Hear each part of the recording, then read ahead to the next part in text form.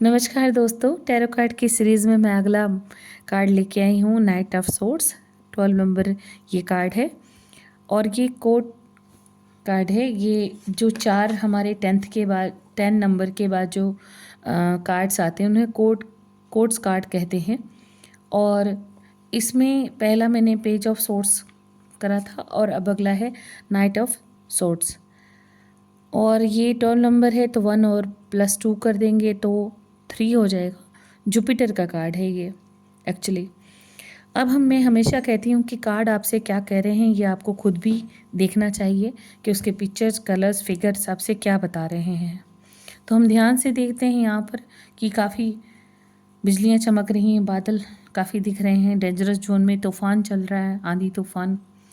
और एक स्वord तलवार लेकर के एक योद्धा घोड़े पर सवार होकर दौड़ता ही आ रहा है। आप देख सकते हैं कि कितना तूफान, आंधी तूफान चले हुए हैं कि पेड़ों के पत्ते भी उधर को हैं और ये सारा कुछ उधर है।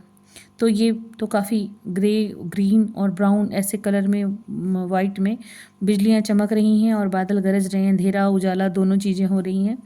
और एक योद्धा जिसने हाथ में तलवार ली है और उसके आप देख सकते हैं कि मुकुट की जो वो लगी हुई हैं कलगी, वो भी काफ़ी हवा में उड़ रही है, उनके कपड़े उड़ रहे हैं, घोड़े के बाल भी उड़ रहे हैं। जो यहाँ हॉर्स बना हुआ है आप देखिए गौर से कि उसकी स्पीड कितनी ज़्यादा है। और इस पर्सन ने पूरी बॉडी में जो है अपने युद्ध के जो वस्त्र होते हैं वो पहने हैं, लड़ाई के, फाइटिंग के, वॉर के जो कपड़े होते हैं वो पहने हुए होते हैं।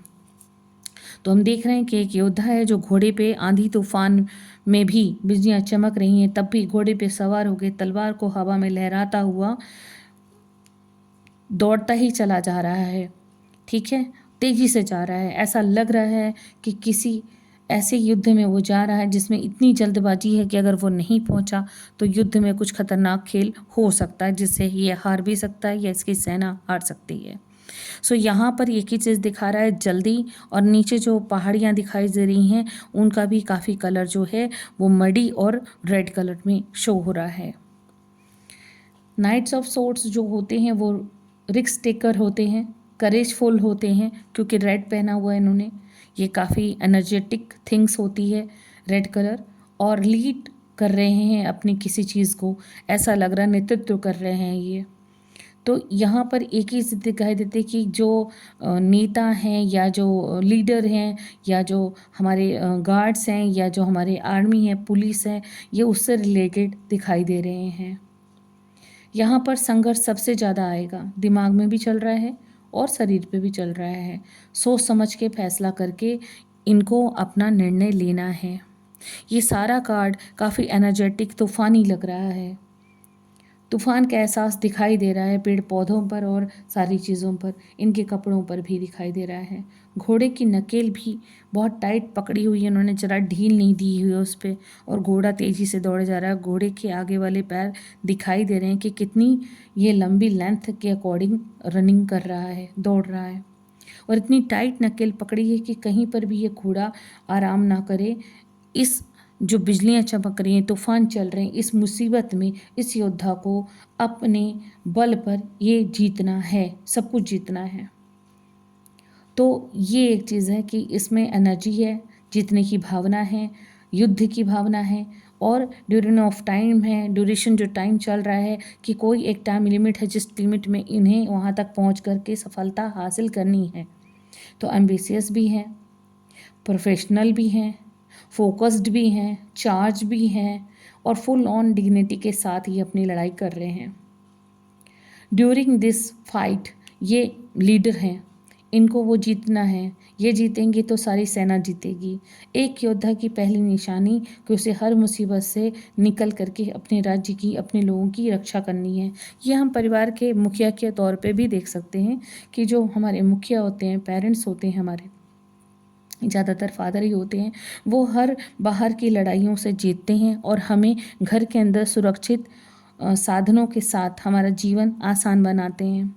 बाहर उनके साथ क्या चीज़ चल रही है वो कभी शो नहीं करते। सो यहाँ पर भी यही है कि संघर्ष तो हो रहा है पर सोच दिमाग पर आधारित है कि विश्व जीतना है।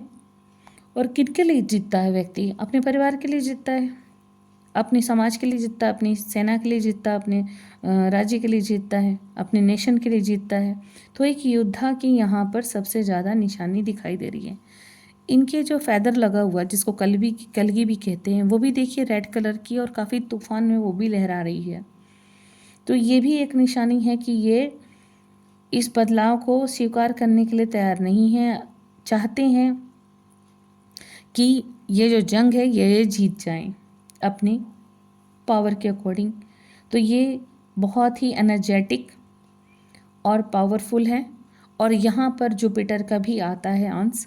तो जुपिटर मैंने दिमाग से फोकस्ड होकर सारे कार्य करेंगे, लीडरशिप में नंबर 1। और वैसे भी जो रिस्क टेकर होते हैं वो करेजफुल ही होते हैं। तो यहाँ पर ये सारी चीज़ें दिखा रहा है और यहाँ पर ये रिवील भी हो रही है। अगर ये रिलेशनशिप के लिए आता है तो न्यू रिलेशनशिप स्टार्ट होने वाली हैं। अगर आप अकेले हैं तो कोई न्यू आपको प्रपोजल मिल सकता है।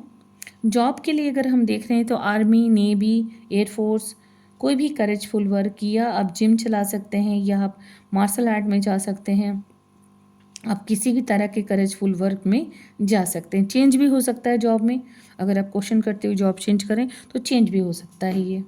तो ये 2 चीज़ें हैं इसमें कि आप कर सकते हैं। इवन लव में अगर आपको कोई प्रॉब्लम आ रही है और क्वेश्चन उससे रिलेटेड आ रहा है तो मैं हमेशा कहती हूँ किस सीरीज़ किस बिहाफ पे क्वेश्चन किया जा रहा है, वहाँ थोड़े से मायने अलग हो जाते हैं। सो यहाँ पर इससे रिलेटेड हो सकते हैं कि आपकी लाइफ में जो अभी फाइट चल रहा है यू एंड मी वाला, वो भी, उससे भी आप थोड़े निजात पा सकते हैं। एक्शन लीजिए, अपने लिए काम कीजिए, स्टेप उठाइए। अगर गलत रिलेशनशिप है तो आपको चेंज करना ही चाहिए या लेफ़्ट कर देना चाहिए, वहाँ से मूव ऑन हो जाना चाहिए। अगर ये एक्शन के लिए आ रही है कि हेल्थ कैसा रहेगा आपका, तो ये बहुत अच्छा कार्ड है। हीलिंग होगी आपकी, जो आपकी बीमारी है उससे आपको थोड़ा सा आराम मिलेगा ही मिलेगा। बदलाव का है, जो अवस्था अभी आपकी है वो चेंज हो जाएगी। फाइनेंस से रिलेटेड अगर आ रहा है आपका, या कैरियर से रिलेटेड आ रहा है, तो आप अपनी बुद्धि का इस्तेमाल करें, अपनी जो इंटेलिजेंस है उसका इस्तेमाल कीजिए और अपनी डेयरिंग दिखाइए, फोकस्ड होइए अपनी चीज़ों के लिए, और परफेक्शन के साथ आप रिस्क टेकर बन करके अपनी नई शुरुआत कर सकते हैं, लेकिन सोच विचार करके, ठीक है, क्योंकि जुपिटर का भी कार्ड है ना, इसलिए। अगर ये चीज़ें आपको आसानी से समझ में आ रही हैं, ठीक लग रही हैं, अगर कुछ लगता है आपको और पूछना है तो कमेंट सेक्शन में आप मुझे पूछ सकते हैं। आज के लिए इतना ही। ओम नमः शिवाय, राधे राधे, धन्यवाद।